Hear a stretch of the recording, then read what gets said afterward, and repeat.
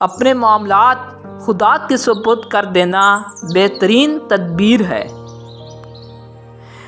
اعلیٰ ترین عبادت نماز ہے۔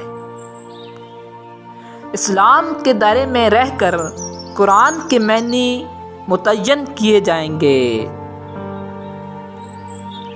دین کے دوسرے کاموں کی بنیاد در حقیقت نماز ہی سے ہے۔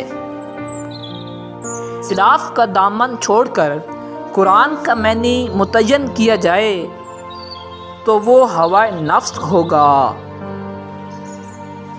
بری صحبت انسان کو حیوان بنا دیتی ہے۔ ہر فرد اپنی اصلاح کی فکر کرے تو جلد معاشرہ سنور سکتا ہے۔ اسلام عورت کی عزت و عفت کا واحد محافظ ہے۔ یہ غلط ہے کہ ایک کان سے سنو دوسرے کان سے نکال دو، ہو سکتا ہے نہ نکلے۔ معاملات اور لین دین کی صفائی دین کا ایک اہم جز ہے۔ وقت طلوع دیکھا وقت غروب دیکھا، اب تو فکر آخرت ہے، دنیا کو خوب دیکھا۔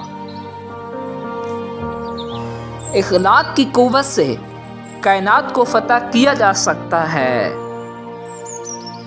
عزت و ذلت ہے اس کے ہاتھ میں، پھر بھی عمر گزری اہتمام ابرو کرتے ہوئے۔ صحابی پر تنقید کرنے والا پہلے اپنے دین کی خبر لے کہ وہ باقی رہا یا ختم ہو گیا۔